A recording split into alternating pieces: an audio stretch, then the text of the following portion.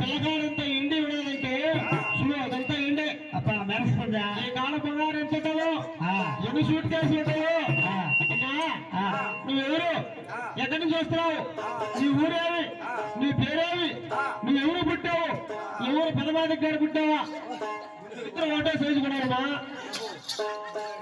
ఎవరు పుట్టావు మీది ఎవరు ఎక్కడి నుంచి వస్తున్నావు ఒక రోగాలు చెప్పినావంట ఎలా తెలుసుకుంటాను మా నేనా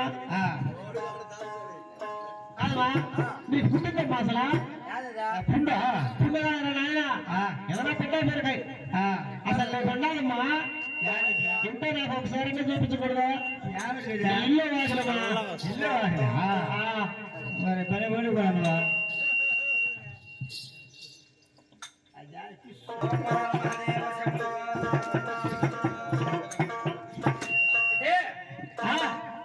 ఈ కనకదుర్గనే గ్రామంలో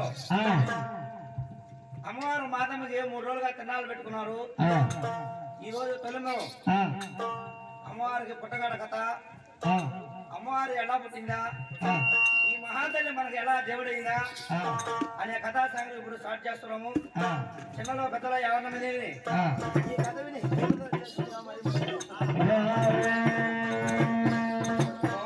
మహాదేవ శంభో మహాదేవ శంభో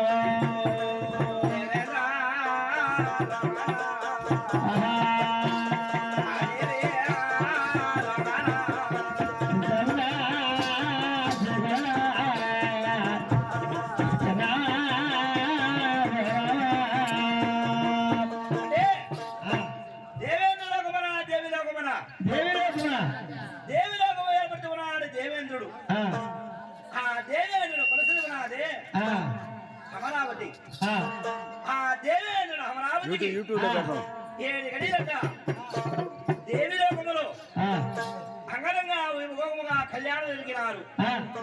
ఎటువల చూసారా పెళ్ళోయే పెళ్ళోయే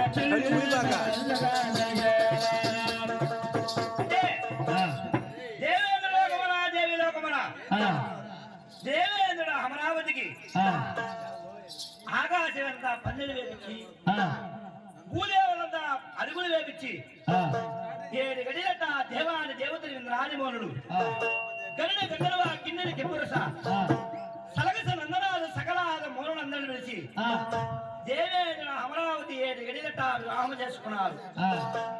వివాహం అయిన వెంటనే ఎవరికైనా సరే పెళ్ళైన వెంటనే ఏమి కోరికలు ఉంటాయా? పెళ్ళైన వెంటనే బిడ్డలు కలగాలని కోరికలు ఉంటాయి. ఆ అమరావతి దేవేంద్రుడికి 7 గడియలు అట్లా పెళ్ళైన వెంటనే మునుపు